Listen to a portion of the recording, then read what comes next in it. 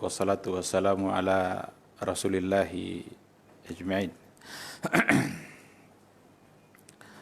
Asyhadu an la ilaha illallah wahdahu la syarikalah wa asyhadu anna Muhammadan abduhu wa rasuluh la nabiyya wa la rasulah ba'dah.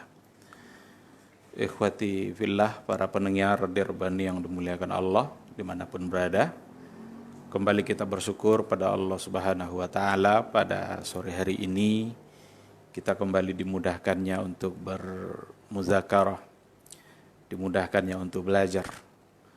Belajar itu merupakan satu kewajiban di dalam agama, karena hanya dengan belajarlah kita bisa mengerti, kita bisa semakin paham dengan agama kita. Oleh karena itu, setiap kali kita berupaya melangkahkan kaki kita ke tempat belajar, ke tempat ilmu, maka itu semua akan menjadi kebaikan bagi kita bersama di sisi Allah Subhanahu wa Ta'ala. Mudah-mudahan waktu yang kita isi pada sore ini dengan belajar itu semua bernilai ibadah yang bisa mendekatkan diri kita kepada Allah Azza wa Jalla. Sama-sama kita juga harus senantiasa bersalawat dan salam untuk Rasulullah sallallahu alaihi wasallam. Allahumma salli ala Muhammad wa ala ali Muhammad. Mudah-mudahan kita semakin mampu untuk membuktikan cinta kita kepada Rasulullah sallallahu alaihi wasallam. Cinta itu tidak boleh hanya sekedar ucapan bibir saja. Cinta itu tidak boleh hanya sebagai slogan, tapi harus ada bukti. Kalau kita benar-benar ingin membuktikan cinta kita kepada Rasulullah sallallahu alaihi wasallam, maka kita harus mencintai apa yang beliau suka dan harus membenci apa yang beliau benci. Semua yang disukai oleh Rasul kita ikut senang dan ikut bangga untuk melaksanakannya. Dan semua yang dibenci oleh Rasul kita harus jauh darinya dan harus senantiasa berupaya untuk tidak pernah terjebak melaksanakannya. Tapi kalau seandainya ada orang yang membenci apa yang disukai Rasul, atau sebaliknya mencintai apa yang beliau benci, itu cintanya adalah dusta. Kita berharap kepada Allah Subhanahu wa Ta'ala, mudah-mudahan hati kita benar-benar ikhlas, murni untuk melaksanakan semua yang diajarkan oleh Nabi kita dan berupaya semaksimal mungkin untuk menjauhi apa yang memang beliau larang. Mudah-mudahan dengan cara itu di akhirat kelak kita bisa mendapatkan syafaatnya. Amin, amin ya rabbal alamin. Ikhwati fillah, pendengar Dirbani yang dimuliakan Allah, kembali pada sore ini kita akan melanjutkan kajian dengan tema kaidah-kaidah fikih, kaidah-kaidah fikih yang berhubungan dengan persoalan ibadah. Yang terakhir yang sudah kita bahas adalah sebuah kaidah yang maknanya sangatlah jelas, sangatlah terang, di mana perbuatan-perbuatan yang mubah itu akan bisa berubah menjadi ketaatan kalau seandainya diikutkan dengan niat. Ada perbuatan yang dalam kehidupan kita mungkin biasa-biasa saja, mubah-mubah saja, dikerjakan boleh, tidak dikerjakan juga enggak apa-apa, tapi hal-hal yang seperti itu akan bisa menjadi satu ketaatan jika kita ikutkan dengan niat. Oleh karena itu perbuatan mubah, jika dia bisa menjadi wasilah untuk menuju ibadah, menuju satu kebaikan, maka perbuatan mubah itu akan berubah juga kedudukannya menjadi sebuah ibadah. Itu sudah kita bahas, sudah kita sampaikan, dan sekarang kita akan masuk insya Allah kepada kaidah yang baru yang juga masih berkaitan dengan persoalan ibadah. Kaidah itu berbunyi, la yakbalullahu minal amali illa ma kana khalisan liwajhihi ala mutaba'ati amri. La yakbalullahu minal amal, Allah tidaklah menerima sebuah amal illa kecuali maka khalisan liwajhihi, kecuali amal itu dikerjakan secara ikhlas karenanya, ala mutaba'ati amrihi, di atas mengikuti perintahnya. Ini arti secara letterlek dari kaidah kita pada sore hari ini. Allah itu tidak menerima sebuah amal kecuali amal yang dikerjakan oleh seseorang ikhlas karena Allah, ala mutaba'ati amrihi, sesuai pula dengan atas dasar mengikuti perintah yang datang dari Allah itu. Ada satu kaidah lagi yang sejalan dengan itu maknanya. Kita langsung saja gandengkan dua kaidah ini dalam satu pembahasan di mana berbunyi al-a'malu tatafadalu bihasabi tajridil ikhlasi wal mutaba'ah. Amalan-amalan itu tatafadal. Tatafadal itu bertingkat-tingkat keberadaannya, kedudukannya bihasabi tajridil ikhlasi wal mutaba'ah, sesuai dengan tingkat keikhlasan dan mutaba'ah. Dari dua kaidah ini dapat kita pahami bahwa sesungguhnya Allah Subhanahu wa taala tidak akan menerima amalan itu kecuali apabila ada dua syarat. Yang syarat pertama adalah khalisan liwajhihi, ikhlas semata-mata hanya karena dia, dan yang kedua adalah ala mutaba'ati amrihi, sesuai dengan perintahnya atau atas dasar mengikuti apa yang telah diperintahkan oleh Allah atau oleh Rasulullah Sallallahu Alaihi Wasallam. Bahkan dari kaidah yang kedua kita bisa paham amalan itu bisa bertingkat-tingkat dari keutamaannya, keberadaannya. Apa yang membuat dia bisa bertingkat-tingkat itu adalah tingkat keikhlasan dan mutaba'ah. Oleh karena itu, apabila ada satu amalan yang dikerjakan dengan tingkat keikhlasan yang paripurna, yang full tingkat keikhlasannya, itu tentu saja akan membuat nilai amal itu juga di sisi Allah akan semakin tinggi. Tapi kalau seandainya ada orang yang mengerjakan satu amalan, di situ tidak ada keikhlasan, maka jangan-jangan amal itu ternyata adalah amalan yang tidak diterima. Baik, sebagai landasan dari kaidah ini, ada di antaranya adalah ayat firman Allah Subhanahu wa taala di mana dikatakan bahwa sesungguhnya Allah lah yang menciptakan hidup dan mati, allazi khalaqal mauta wal hayata liyabluwakum ayyukum ahsanu amala. Allah ciptakan hidup dan mati ini itu adalah untuk menguji siapa di antara kalian yang ahsanu amala, yang paling ahsan amalnya, yang paling baik, yang paling profesional dalam beramal. Al-Fudail ibnu Iyad yang biasa dipanggil dengan Abu Ali itu pernah ditanya kepada Abu Ali, ditanya, ya Aba Ali, ma makna ahsanul amal.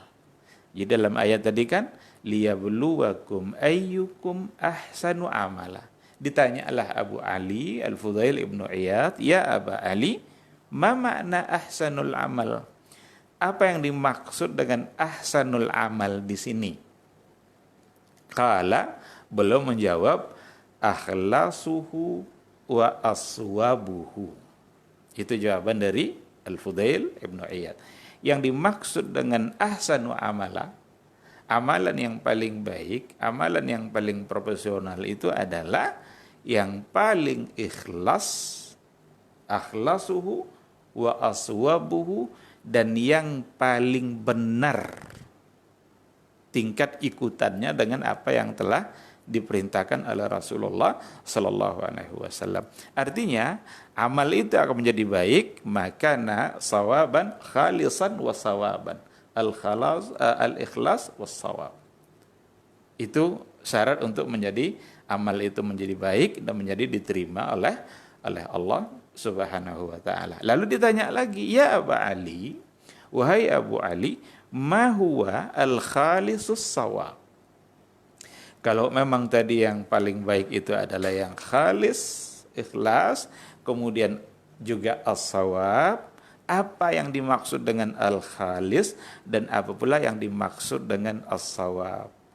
Beliau menjawab, al-khalisu ayyakuna lillah. Yang khalis itu adalah bahwa amal itu dikerjakan semata-mata karena Allah, was-shawab, sedangkan yang shawab itu adalah ayyakuna ala sunnah, bahwa adalah amal itu di atas sunnah atau sesuai dengan sunnah yang diajarkan oleh Rasulullah sallallahu alaihi wasallam. Ikhwati fillah, para pendengar di Robani yang dimuliakan Allah Subhanahu wa taala, jadi sangatlah terang makna dari kaidah kita pada sore hari ini. Amalan itu akan diterima oleh Allah Subhanahu wa taala apabila dua syarat itu ada. Yang pertama adalah ikhlas, semata-mata karena Allah, dan yang kedua adalah shawab, benar, ayyakuna ala sunnah, sesuai dengan apa yang diajarkan oleh Rasulullah sallallahu alaihi wasallam. Oleh karena itu, tidak ada gunanya kita untuk melakukan sekian banyak amal kalau seandainya yang sekian banyak itu ternyata bertentangan atau tidak sesuai dengan apa yang diajarkan oleh Rasulullah sallallahu alaihi wasallam, atau justru menentang apa yang telah diajarkan oleh Rasulullah sallallahu alaihi wasallam. Di sini kita perlu memberikan penjelasan karena memang ini pembahasannya agak sensitif. Kalau bicara sunnah, bicara harus di atas sunnah, banyak orang yang alergi dengan bahasa-bahasa seperti itu. Walaupun kadang-kadang ada penentangan dia terhadap sunnah, tapi tetap saja tidak mau disebut sebagai orang yang berlawanan dengan sunnah. Dan ini bukanlah untuk diperdebatkan, untuk bertengkar, karena sudah capek kita bertengkar dalam persoalan ini. Ini kita hanya coba untuk membuka wawasan kita bersama, seperti apakah sunnah itu dan seperti apa pula yang dianggap sebagai lawan dari sunnah. Karena biasanya sunnah itu sering digandengkan nanti sebagai lawan kata dari bid'ah. Kalau seandainya dia tidak sunnah, lalu muncul kata berikutnya adalah bid'ah. Kita harus pahami betul baik-baik seperti apa itu bid'ah dan kapan itu sesuatu itu akan menjadi sebuah bid'ah. Apalagi dalam persoalan-persoalan keagamaan ada banyak hal-hal yang berkaitan dengan masalah khilafiyah yang diperselisihkan hukumnya oleh para ulama. Apakah itu bagian dari sesuatu yang juga akan disebut sebagai bid'ah atau tidak. Sore ini kita akan berdiskusi soal cara mudah untuk mengenal sesuatu yang bid'ah itu. Secara sederhana kita bisa mengatakan bahwa bid'ah itu menetapkan sesuatu sebagai ketentuan agama tanpa ada dalil. Menetapkan sesuatu sebagai ketentuan agama, ini disyariatkan, ini diperintahkan, ini sebaiknya dikerjakan begini, sebagai ketentuan agama, dimasukkan ke dalam agama padahal bukan bagian dari agama, atau tidak ada dalil untuk menetapkan sebagai agama. Itu secara sederhana. Oleh karena itu persoalan bid'ah itu biasanya masuknya ke dalam masalah ibadah. Karena ibadah itu yang memang harus kita persis melihat apa yang diajarkan oleh Rasulullah Sallallahu Alaihi Wasallam. Adapun nanti dalam persoalan yang bukan dalam masalah ibadah, dalam masalah keduniaan, ya mungkin tidak relevan untuk menggabungkan di situ kata bid'ah. Karena banyak juga orang yang karena saking emosinya dia dalam perdebatan masalah bid'ah itu, muncul kadang-kadang, oh kalau gitu kamu hajinya pakai onta saja, nggak usah pakai pesawat. Pesawat itu persoalan dunia, itu wasail, itu wasilah. Dia tidak menjadi bagian dari substansi sebuah ibadah, maka tidak relevan contoh seperti itu. Maka persoalan bid'ah berarti persoalan ibadah. Kita menetapkan satu bentuk ketentuan menjadi ibadah, padahal tidak ada dalil. Tidak ada alasan syar'i yang bisa digiring untuk menjadi alasan penetapannya sebagai sebuah ibadah. Ketentuan yang dimaksud di sini ada beberapa hal. Ada ketentuan dalam bentuk zaman, waktu. Ada ketentuan dalam bentuk tempat. Ada dalam bentuk jumlah, ada sifat, ada warna, ada cara, macam-macam. Ini mentaksiskan 6 hal ini dalam satu perbuatan menjadi ibadah tanpa ada dalil, maka tidak boleh. Jadi bid'ah dia, akan jadi salah dia. Mentaksis, mengkhususkan yang 6 tadi ini, mengkhususkan masa tertentu untuk menetapkan sebuah ibadah. Satu bentuk ibadah dilaksanakan pada waktu tertentu tanpa ada dalil, maka tidak boleh. Coba kita lihat agar kita paham dengan apa yang disampaikan, dan juga agar kita tidak mudah juga untuk menghukum-hukum sesuatu sebagai bid'ah atau tidak. Takhsisus zaman umpamanya, mengkhususkan masa, mengkhususkan waktu. Kita kenapa kalau seandainya masuk 10 Muharram itu kita berpuasa? Kenapa kalau 9 Zulhijjah itu kita berpuasa? Itu ketentuan zaman. Kita berpuasa karena ada dalil. Karena ada sunnahnya. Ada Nabi yang menyuruh. Kalaulah tidak ada hadis yang menyuruh 9 Zulhijjah itu untuk berpuasa, tidak akan kita berpuasa atas nama hari Arafah. Tapi karena ada dalil, maka kita berpuasa. Nah, menghususkan satu ketentuan waktu dalam satu bentuk ibadah tanpa dalil, tidak boleh. Contoh, apabila masuk 1 Muharram, datang 1 Muharram, maka puasa kita atas nama 1 Muharram itu. Karena masuk tahun baru. Puasa tahun baru umpamanya. Bolehkah atau tidak? Mengkhususkan seperti itu harus ada dalil. Harus datang dari Nabi. Kalau tidak ada dalilnya, maka berarti tidak ada istilah ibadah sunnah, puasa sunnah untuk satu ketentuan waktu jika tidak ada dalil. Tapi kalau seandainya pas kebetulan 1 Muharram itu umpamanya hari Senin, dan dia ingin puasa atas nama puasa sunnah hari Senin, silakan saja, tidak ada persoalan, karena puasa sunnah di hari Senin ada dalilnya. Tapi kalau mempuasakan 1 Muharram atas nama puasa tahun baru, di sini perlu ada dalil. Kalau tidak lalu dikerjakan juga, maka akan menjadi bid'ah dia. Kita sudah menambah-nambah persoalan agama yang ternyata Nabi tidak pernah menganjurkan. Itu taksis az-zaman. Ada nanti taksisul makan. Menghususkan tempat tertentu. Kalau tadi waktu tertentu, sekarang tempat tertentu. Agar dia beribadah tertentu pada tempat itu. Itu tidak bisa, tidak boleh. Kecuali kalau ada dalil. Jika ada dalil, maka laksanakan. Jika tidak, maka tidak boleh. Karena kalau kita buat-buat, itu akan masuk menjadi kategori bid'ah. Kita sudah menambah hal yang baru dalam agama, padahal Nabi tak pernah menyuruh. Apa contohnya? Kalau kita masuk masjid, lalu ada tahiyatul masjid. Tahiyatul masjid itu kenapa ada? Karena kita masuk masjid. Bolehkah kita sholat sunnah tahiyatul masjid? Boleh, bahkan masyru'. Siapa yang nyuruh? Nabi.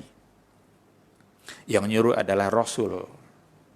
Karena ada dalil yang menyuruh, itulah kita melaksanakannya. Tapi ada sekarang orang naik ke Gua Hira. Betapa mulianya Gua Hira itu karena Nabi dulu berada di situ. Bahkan wahyu pertama itu turun adalah di Gua Hira. Terkadang orang terbawa perasaan. masuk ke Gua Hira, sampai di sana dia kerjakan ibadah khusus untuk menghormati Gua Hira itu. Katakanlah tahiyat Gua Hira umpamanya. Ini tidak ada, ini jadi bid'ah dia. Kenapa? Karena dia sudah mengkhususkan satu tempat tertentu sebagai bentuk ibadah. Tapi kalau ada orang masuk ke dalam Gua Hira, kebetulan dia masuk di Gua Hira itu pas di waktu duha. Sampai di dalam sholat duha dia, tidak ada masalah, tidak ada persoalan. Karena sholatnya bukan hubungannya dengan Gua Hiranya, tapi sholat hubungannya dengan waktu duha, di mana sholat duha itu sesuatu yang menjadi sunnah dan dianjurkan oleh Rasulullah Sallallahu Alaihi Wasallam. Saya kira tidak terlalu sulit kita untuk membedakan persoalan ini, mana yang dibolehkan, mana yang tidak. Karena mentaksis sesuatu dalam ibadah yang tidak pernah diajarkan itu sesuatu yang tidak dibolehkan. Mentaksis tempat, mentaksis waktu. Terkadang persoalannya itu yang dilarang itu bukanlah bentuk dari ibadahnya tadi itu. Bisa saja satu ibadah itu secara hukum asal dia disunnahkan. Tetapi karena sudah ada kaitannya dengan yang lain, dibawa niatnya kepada niat yang lain. Nah, ini kan kaidah kita masih kaidah niat ini. Maka satu ibadah akan menjadi salah. Saya sering mencontohkan kalau seandainya selesai kita makan siang, atau kita ambil contoh yang lebih ini, boleh tidak kita membaca di setiap rakaat salat duha kita, surat yang kita baca itu adalah ayatnya surat Wad-Duha? Jawabannya boleh. Hari ini kita salat duha, rakaat pertama yang kita baca adalah Wad-Duha. Boleh? Jawabannya boleh. Karena Wad-Duha adalah bagian dari ayat Al-Quran. Dan boleh kita baca baik pada rakaat pertama atau rakaat yang kedua. Nah, sekarang rakaat pertama kita baca. Besok kita salat duha lagi. Pada rakaat pertama kita baca lagi Wad-Duha. Boleh enggak? Jawabannya boleh. Karena dia bagian dari ayat. Tapi kalau dikerjakan terus-menerus sampai seolah-olah bahwa di hati kita ada satu keyakinan, sunnah hukumnya membaca surat Wad-Duha di rakaat pertama salat duha, maka dia sudah menjadi bid'ah. Sudah menjadi satu kesalahan yang tidak boleh dia teruskan. Bagaimana caranya? Caranya besok salat duha jangan rakaat pertama itu dibaca lagi Wad-Duha, agar terbukti dia bahwa kita tidak meyakini itu sebagai sebuah sunnah. Nah, itu taksis waktu dan taksis tempat. Ada lagi taksis jumlah, taksisul adat. Menghususkan jumlah tertentu menjadi satu bentuk ibadah yang kita gunakan bertakarrub kepada Allah, itu tidak boleh kecuali kalau seandainya ada dalil. Kalau tidak ada dalil, kalau ada dalil secara umum, biarkan dia dalam keadaan umum. Tapi kalau ada yang angka yang disebutkan oleh Nabi, maka pakai angka itu. Apa contoh angka al-adat yang dikhususkan oleh Rasulullah Sallallahu Alaihi Wasallam? Contoh, kita kalau selesai sholat, disuruh oleh Rasulullah, diminta kita untuk berzikir. Ada zikir kita itu, subhanallah, 33 kali. Alhamdulillah, 33 kali. Allahu Akbar, 33 kali. Sempurnakan menjadi 100 dengan kalimat, La ilaha illallah. Ini al-adat. Ini jumlah, Nabi yang menetapkan. Kenapa kita harus 33 alhamdulillahnya? Karena Nabi yang ngajar. Jika kaitannya dengan zikir ba'da salah. Salat sebuah ibadah, zikir sesudahnya juga sebuah ibadah yang ada panduan diajarkan oleh Rasul. Tapi kalau tidak ada hubungannya dengan ba'da salahnya, tidak ada hubungan dengan zikir sudah salatnya, mau 1000, mau 2000, mau sebanyak-banyaknya, silakan saja. Kalau perlu jangan pernah lidah kita berhenti untuk berzikir. bertasbih memuji Allah Subhanahu wa taala tanpa batasan jumlah. Tapi ketika Nabi membatasi, berarti ketika itu ada sunnah. Dan kita tidak boleh membatasi dalam jumlah tertentu dan dijadikan sebagai sebuah sunnah tanpa ada dalil. Jika ada dalil, silahkan. Kalau tidak, maka berarti kita telah mengkhususkan sesuatu menjadi ibadah di mana Rasul tidak pernah mengajarkan. Maka ada umpamanya ada Yasin 40, ada Yasin 42, harus dulu sampai jumlahnya 40. Kalau tidak, nanti akan begini. Ini kita perlu berhati-hati dalam hal-hal yang seperti ini. Kenapa harus segitu? Kenapa tidak boleh lebih atau tidak boleh dikurangi? Maka taksisul adat itu juga salah satu dari hal yang akan bisa membuat kita menjadi tersalah di dalam beragama kalau kita tetapkan jumlah yang tidak pernah ditetapkan oleh Rasulullah Sallallahu Alaihi Wasallam. Ustaz, sebelum dilanjutkan, saat ini sudah ada pertanyaan yang masuk, Ustaz. Ya, silakan. Assalamualaikum warahmatullahi wabarakatuh, Ustaz. Waalaikumsalam warahmatullahi. Mengenai kaidah yang dibalik-balik soal perkara sunnah dan bid'ah ini, Ustaz. Bagaimana dengan orang yang mengatakan kalau memang tidak ada contoh atau tidak ada dalil yang mengharuskan atau mencontohkan suatu ibadah, kan tidak ada juga dalil atau keterangan dari Rasul dan Allah yang melarang ibadah tersebut dilakukan. Apakah Allah dan Rasulnya akan menghukum kita akan suatu ibadah? Ini anggapan seperti ini bagaimana? Iya. Kita memang sering untuk mendengar hal-hal yang seperti itu. Kalaupun tidak ada perintah, kan tidak ada larangan. Ini dalam persoalan ibadah itu tidak bisa. Karena kaidah dalam ibadah itu secara umum, al-aslu fil ibadat mamnu'. Hukum asalnya dalam beribadah itu justru terlarang. Illa madallad dalilu ala amri. Kecuali kalau sudah ada perintahnya. Sudah ada dalil yang di situ memerintahkan satu ibadah. Jadi hukum asalnya dia dilarang. Berbeda nanti dengan muamalah. Hukum asal dalam muamalah justru kebalikannya, dibolehkan. Kecuali kalau sudah ada hal-hal yang melarang. Oleh karena itu, kan tidak ada larangan, itu tidak bisa. Karena tidak ada dalil, itu sudah menunjukkan larangan dalam ibadah. Maka asalnya ibadah itu terlarang. Solat itu asalnya terlarang. Kalaulah tidak ada perintah untuk solat Jumat di hari Jumat, kita tidak boleh solat Jumat. Ya, kalaulah tidak ada perintah untuk mengerjakan solat zuhur di waktu zuhur, kita tidak akan mengerjakan solat zuhur. Karena hukum asalnya adalah terlarang. Sampai ada dalil yang menyuruh. Maka tidak ada dalil itulah bentuk dari pelarangannya.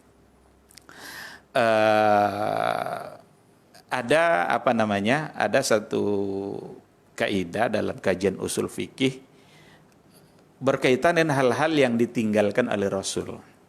Jadi sunnah itu ada sunnah yang dalam bentuk perbuatan Nabi, sunnah fi'liyahnya, ada sunnah tarkiyah, sunnah yang ditinggalkan oleh Rasulullah Sallallahu Alaihi Wasallam. Jadi kalau ada hal-hal yang memang Rasul tidak mengerjakannya pada saat yang seharusnya kalau memang diperintahkan akan dia kerjakan, maka meninggalkan perbuatan seperti itu adalah tanda larangan. Apa contoh? Dan ini tidak cukup hanya dengan anggapan-anggapan baik saja. Boleh enggak kalau sebelum sholat hari raya kita azan? Kenapa tak pernah kita dengar sebelum sholat hari raya itu orang azan dulu? Allahu Akbar, Allahu Akbar. Bukankah itu panggilan untuk sholat? Hayya ala salah. Mana sholatnya ada sholat Idul Fitri, Idul Adha. Bolehkah? Tidak boleh. Kenapa? Karena Nabi tak pernah melakukan. Tapi kan Nabi tak pernah melarang juga. Tidak bisa. Karena Nabi meninggalkan perbuatan itu sudah bentuk dari larangan. Oleh karena itu dalam beribadah ini memang tidak ada cerita lain selain daripada kita berupaya untuk mengembalikannya kepada Rasulullah Sallallahu Alaihi wasallam. Nah, oleh karena itu, anggapan kan tidak ada larangannya juga itu untuk masalah ibadah tidak dibolehkan. Karena dengan tidak adanya larangan, tidak adanya perintah itu saja, itu sudah bentuk dari larangan. Itu akan ada banyak contoh yang bisa kita angkat. Karena banyak orang yang membuat sesuatu, walaupun nanti ada hal-hal yang mungkin masuk dalam kategori khilafiyah, itu kita tidak memungkiri itu, tapi ada juga hal-hal yang kadang-kadang dia tidak khilafiyah. Kapan baru disebut khilafiyah? Kalau seandainya dia punya dalil yang bisa diarahkan ke situ. Maka mereka berbeda dalam persoalan dalilnya itu. Ada kadang yang tidak ada dalil sama sekali, tapi dilakukan juga. Hanya dibuat-buat sekedar bermain perasaan. Tidak bisa, agama tidak dijadikan perasaan dalam patokan menentukan hukum sebuah ibadah. Sekira seperti itu. Baik, barakallahu jasa kemahiran Ustaz untuk jawabannya. Kita ke pertanyaan lagi Ustaz. Dari Irfan di Bangkinang.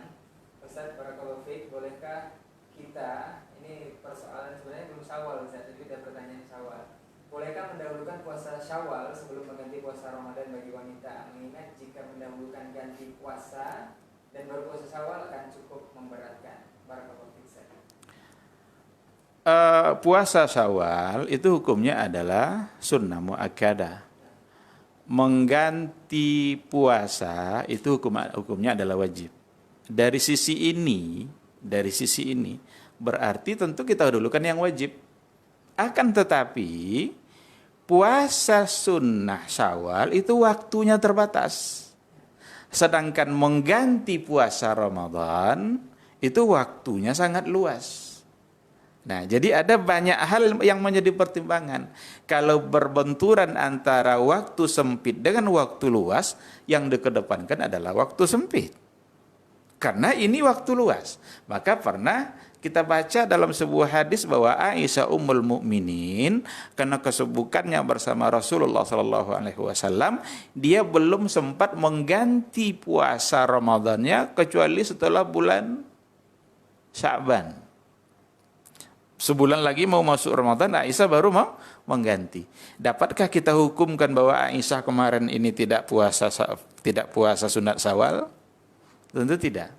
Nah, oleh karena itu, kalau seandainya dia mendahulukan membayar hutang puasanya, itu adalah satu hal yang bagus. Karena itu memang menjadi kewajiban bagi dia, hukumnya wajib. Tetapi kalau seandainya dia ingin mendahulukan puasa Syawalnya, sunnah Syawalnya, dan untuk kemudian nanti dibayar hutang puasa setelah bulan Syawal, itu juga tidak mengapa, karena membayar hutang Ramadan itu punya kelapangan waktu, ada 11 bulan berikutnya di mana kita bisa untuk membayar hutang puasa. Jadi tidaklah mesti dikatakan bahwa belum boleh dia puasa Syawal kalau seandainya dia belum membayar hutang. Bahasa seperti itu saya kira itu sebuah hukum yang perlu dalil yang kuat. Kalau dikatakan seperti itu. Kalau dianjurkan dia bayar dulu hutang, silahkan, karena itu wajib. Tapi kalau dikatakan tidak boleh dia puasa Syawal kecuali sudah bayar hutang, ini sesuatu yang perlu dikaji ulang. Wallahu subhanahu wa ta'ala alam. Baik, kalau kita biasa kemakanan saya untuk jawabannya. Ada satu pertanyaan lagi Ustaz. Assalamualaikum warahmatullahi wabarakatuh Ustaz. Waalaikumsalam warahmatullahi wabarakatuh. Perkara dalam ibadah yang banyak sekali contoh yang saya dengar dari dai-dai yang lain yang dilakukan kemudian bukan dilakukan oleh Rasul, dan tidak juga pendalilan atau perintah itu secara spesifik mengenai bahasa yang diperintahkan, seperti halnya sholat tahiyatul masjid. Ada dai yang mengatakan kalau Nabi tidak pernah sholat tahiyatul masjid seumur hidupnya karena rumah beliau dekat masjid atau di dalam masjid. Ini seperti apa penjelasannya Ustaz? Iya. Sunnah itu ada yang sunnah qauliyah, ada yang sunnah fi'liyah, ada yang sunnah taqririyah. Ketika ada satu bentuk ungkapan yang datang dari Rasul sebagai sebuah anjuran untuk melaksanakan satu ibadah, anjuran yang datang dari Nabi dalam bentuk qauliyah tadi itu sudah bisa menjadi landasan sebagai sunnahnya satu amal. Tanpa kita apa namanya itu, apakah Nabi pernah melakukan atau tidak. Karena ada hal-hal yang Nabi juga tidak pernah melakukan birrul walidain secara langsung kepada dua orang tuanya. Karena orang tuanya sudah meninggal ketika ayahnya meninggal dia saat dalam kandungan, ibunya meninggal saat dia masih kecil. Sementara berapa banyak hadis birrul walidain? Berbaktilah pada orang tua, baktilah pada orang tua. Nabi secara langsung sama orang tuanya, kapan dia berbakti? Nah, jadi kita tidak mempersoalkan ada itunya. Itu Rasulullah SAW yang amalannya sudah pasti banyak, dosanya sudah terampuni. Dan jangan itu dijadikan alasan juga bagi kita untuk, Nabi aja tidak pernah mengerjakan. Kalau gitu kita tidak usah juga. Jangan, salah itu. Tidak boleh berpikiran seperti itu. Karena adanya qauliyah, adanya perintah dalam bentuk perkataan, itu sudah menjadi sunnah qauliyah. Bahkan ada kemungkinan bertentangan nanti antara perkataan dan perbuatan. Perkataan Nabi begini, tapi perbuatan Nabi begini. Itu yang dikedepankan adalah perkataan. Apa contohnya? Contohnya adalah dalam perkataannya Rasulullah SAW tidak boleh nikah kecuali hanya sampai 4. Tapi Nabi sendiri dalam perbuatannya lebih dari 4. Istri Rasul lebih dari 4. Nah, jika bertentangan antara qauliyah dan fi'liyah, yang dikedepankan bagi kita sebagai umatnya itu adalah qauliyah. Karena qauliyah itu adalah khitab untuk umat. Sedangkan fi'liyah mungkin saja perbuatan yang min khususiyatur Rasul. Itu adalah perbuatan yang khusus hanya untuk Rasulullah sallallahu alaihi wasallam. Oleh karena itu, dalam persoalan tahiyatul masjid barangkali terpengaruh oleh satu ungkapan bahwa Nabi itu kalau dia sudah mau mengimami dia baru keluar. Ya kan? Dan kalau Nabi sudah keluar, sudah nampak oleh Bilal Nabi keluar dan Bilal akan iqamah. Kapan lagi Nabi tahiyatul masjid? Dan Nabi tidak melanggar. Karena kata Rasul, jangan duduk sebelum sholat 2 rakaat. Kalau sudah diiqamahkan, berarti Nabi tidak akan duduk lagi dia. Berarti dia sudah akan langsung mengerjakan sholat.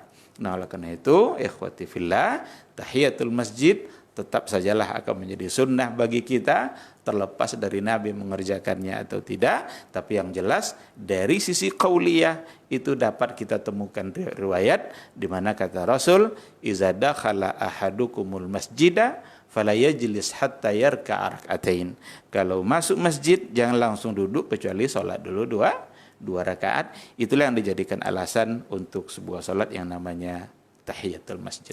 Wallahu subhanahu wa taala a'lam. Iya, ada lagi tadi ada taksis ya, taksis zaman, taksis waktu, tempat, jumlah, ada taksis sifat. Sifat itu boleh enggak kita mengatakan bahwa berkorban itu hanya boleh dengan yang jantan saja, boleh enggak? Enggak boleh. Karena itu kita mentaksis sesuatu yang tak pernah ditaksis oleh Rasul. Karena boleh yang jantan, boleh yang mutina. Lalu ketika ada orang mengatakan, karena ada juga itu terjadi di kampung-kampung, saya kalau sapi saya betina, saya mundur. Ada yang keras seperti itu kan, asal betina yang dibeli panitia untuk korban saya mundur, saya tidak jadi. Kalau dia ungkapkan itu karena menganggap tidak boleh, maka salah. Siapa yang menidakbolehkannya? Siapa yang melarang? Kita kalau bilang tidak boleh, berarti ada alasan, ada dalil. Kalau tidak ada dalil, apa alasan kita untuk mengatakan tidak boleh? Nah, itu namanya, itu satu di antara sekian banyak contoh taksis dalam bentuk sifat. Ada taksis warna, taksis cara. Cara ini yang kita perlu berhati-hati. Cara dalam beribadah. Walaupun ada amalan-amalan yang secara hukum asal dia boleh, tapi kalau cara yang salah nanti dikait-kaitkan dengan cara-cara tertentu dalam satu ibadah, maka ia juga akan menjadi satu penyimpangan. Kalau dijadikan itu sebagai taqarrub kepada Allah dalam bentuk sebuah ibadah. Maka ada dulu ada 3 sahabat, yang kisah 3 sahabat itu sudah sering kita angkat di mimbar ini, yang datang ingin menandingi amalan Nabi. Semua mereka rata-rata ingin mengerjakan sesuatu yang hukum asalnya boleh, tapi dengan cara yang berbeda. Ada orang yang ingin puasa aja terus, tak pula ingin berbuka.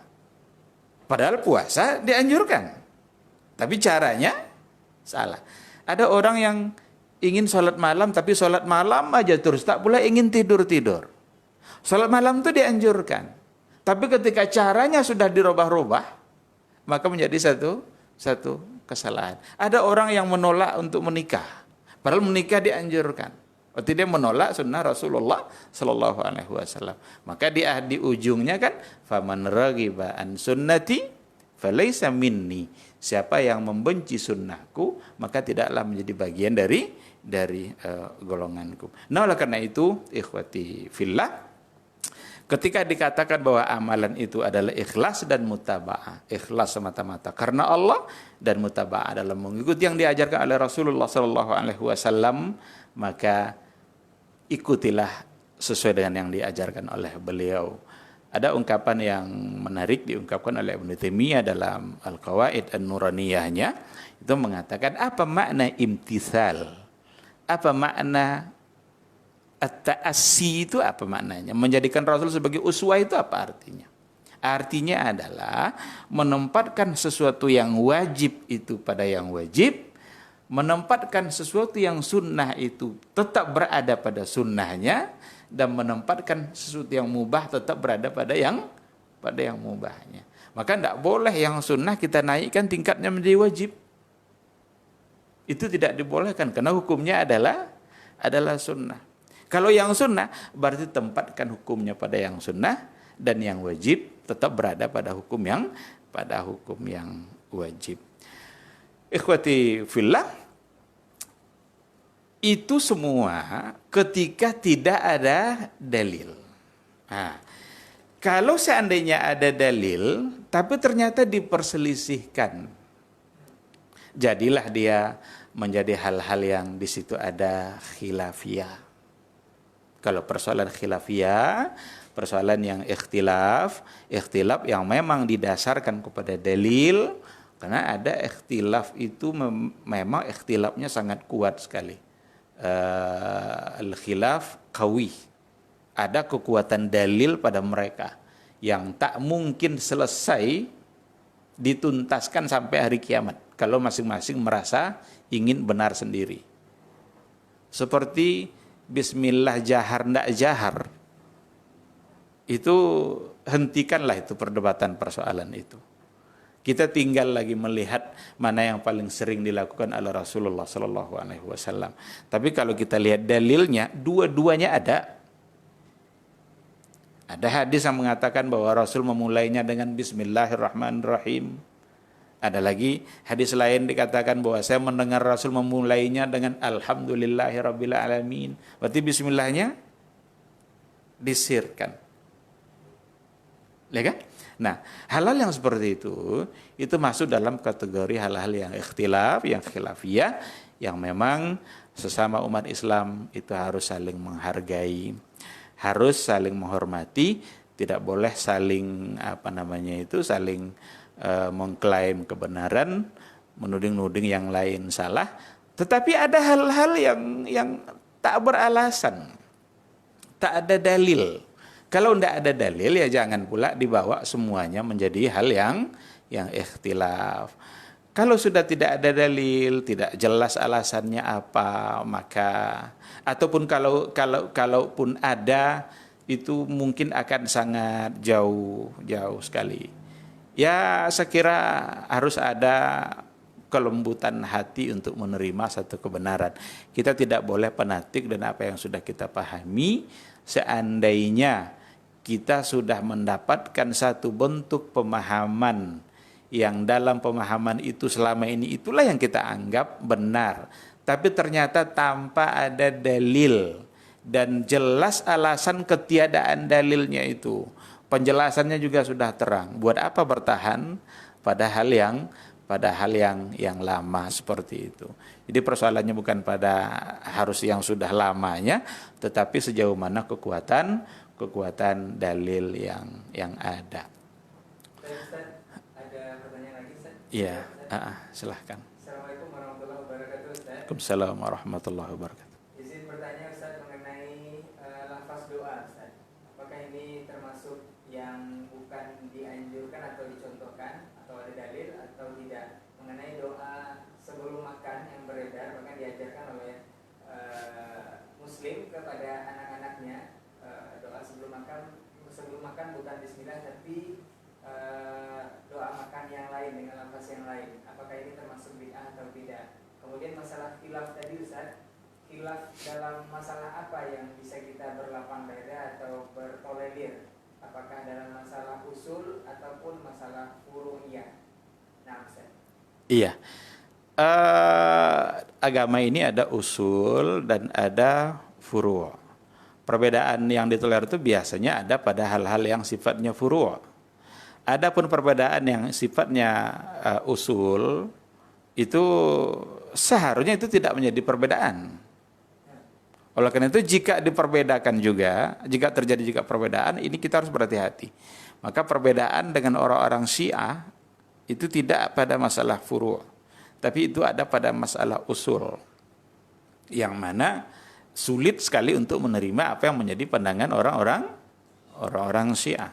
Jadi hubungannya kalau sudah dengan usul, itu nampak dia persis, itu prinsip itu. Kita tidak bisa main-main. Kenapa orang begitu mudah untuk menolak Ahmadiyah itu? Karena persoalannya bukan pada furu'. Yang mengatakan bahwa ada Nabi setelah Nabi Muhammad. Dan Nabi itu Mirza Ghulam Ahmad. Padahal Rasul mengatakan, la nabiyya ba'di. Tidak ada lagi Nabi sesudah saya. Ini persoalan usul. Nah, ketika mereka mengatakan ada Nabi setelah Nabi Muhammad dan diartikanlah Khatamul Anbiya itu bukan sebagai Nabi penutup oleh orang-orang Ahmadiyah, tapi diartikan dengan khatam itu artinya cincin, jadi penghias. Rasul itu adalah penghias bagi semua para Nabi. Tidak bisa. Ini adalah usul. Jadi perdebatan dengan orang-orang Khawarij, perdebatan dengan orang-orang Mu'tazilah itu sesungguhnya tidak pada furu' tapi ada pada usul. Namun perbedaan yang ada pada usul itu pada furu' itu seperti perbedaan antar mazhab, perbedaan antara Imam Syafi'i dengan Imam Malik, antara Imam Syafi'i dengan Imam Abu Hanifah. Itu ada banyak perbedaan-perbedaan yang mana mereka berpegangkan kepada dalil. Ini dalam Ramadan ini saja itu akan ada banyak perbedaan yang kita temukan. Dalam ibadah sholat saja itu akan ada banyak perbedaan yang kita temukan. Di mana jika memang masing-masing mereka berpegang kepada dalil, mungkin ada yang kuat, ada yang lemah. Atau ada di antara dalil yang sama-sama sahih, akan tetapi yang satu punya pemahaman yang lain berbeda dengan pemahaman yang satu lagi. Itu sujud itu apakah ruku dulu atau tangan? Ini kan ikhtilaf, ini perbedaan. Ada masing-masing punya nasnya. Bahkan ada satu nas yang sama yang diperselisihkan. Ada yang bilang hadisnya hadis muttarib dan lain sebagainya. Tapi itu bukan dalam masalah usul. Kalau yang diperbedakannya soal wajibnya sholat itu usul. Tapi kalau sudah dalam bentuk rangkaian ibadahnya, itu bisa saja masuk ke dalam kategori hal-hal yang furu', yang mana harus saling menghormati. Tidak boleh saling mengklaim dan fanatik terhadap satu pendapat. Karena imam-imam dulu juga masing-masing mereka tidak ingin mengklaim bahwa dia yang benar. Mereka mengatakan, saya menganggap pendapat saya benar, tapi masih ada kemungkinan untuk salah. Yang lain akan saya anggap salah, tapi memungkinkan untuk benar. Yang menarik adalah ungkapannya Imam Syafi'i, idza sahhal hadis fa huwa mazhabi.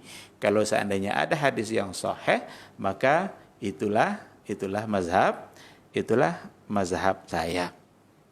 Berarti kalaupun kita tidak persis mengikuti yang dikatakan oleh Imam Syafi'i, tapi ada hadis sahih yang kita ikuti, kita sebenarnya sudah menjadi pengikut Imam Syafi'i. Karena dia mengatakan iza sahal hadis fahuwa mazhabi.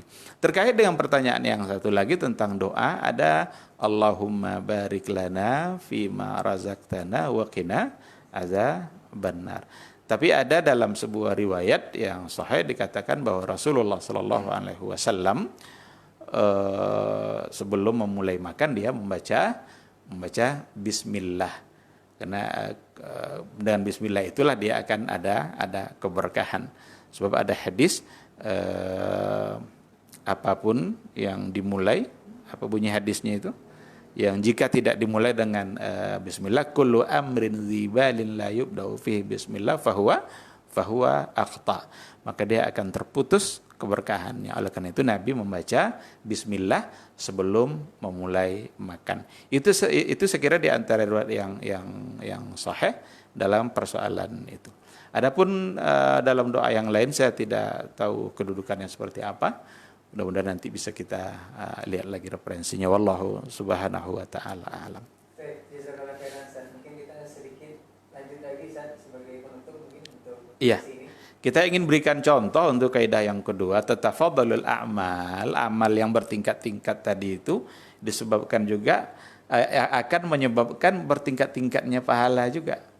Oleh karena itu bisa saja pahala sedekah kita hari ini mungkin saja berbeda dengan pahala sedekah kita kemarin. Itu ya dipengaruhi oleh tingkat keikhlasan pada saat kita mengerjakannya. Dalam bentuk ibadah-ibadah yang lain juga. Bahkan ada Rasul mengatakan ada orang yang sholat, tapi dia tidak mendapatkan dari sholatnya kecuali ada yang setengah, ada yang sepertiga, ada yang seperempat, ada yang seperdelapan. Bahkan ada yang tidak mendapatkan apapun. Ada orang berpuasa, laisa lahu min siyami illal ju' wal atas. Dia tidak mendapatkan dari puasanya kecuali hanya sekedar lapar dan haus saja. Apa yang akan membedakannya? Tatafadalu al-a'mal bihasabi tajridil ikhlasi wal mutaba'ah. Amalan itu akan bisa bertingkat-tingkat disebabkan oleh tingkat keikhlasan dan mutaba'ah. Ada orang yang mutaba'ah, benar-benar mengikuti sesuai dengan apa yang dilakukan Nabi, full. Mungkin pahalanya akan menjadi besar. Ada orang asal-asalan. Kata Rasul, ruku itu tumakninah. Dia ruku itu cepat-cepat aja. Berarti dia tidak mengikuti yang dianjurkan oleh Nabi. Bisa membuat pahala menjadi hilang atau setidaknya berkurang. Contoh terakhir dalam pertemuan kita kali ini, ada di antara sahabat yang hanya sekali saja berjihad lalu meninggal, kemudian Rasul menghukumkannya sebagai seorang yang ahli surga. Sementara ada orang lain sudah berkali-kali ikut dalam berperang, pas ketahuan dia meninggal, Rasul justru mengatakan huwa min ahlin nar. Dia justru adalah ahli neraka. Sahabat agak kaget, kenapa Rasul bilang dia ahli neraka padahal berperang sudah berkali-kali? Ternyata perang yang berkali-kali itu membuat dia tidak merasa tahan dengan tusukan panah dan pedang yang ada di fisiknya, dan dia pergi agak menjauh dan ternyata dia membunuh dirinya sendiri. Maka amalan itu tidaklah yang paling penting adalah banyaknya.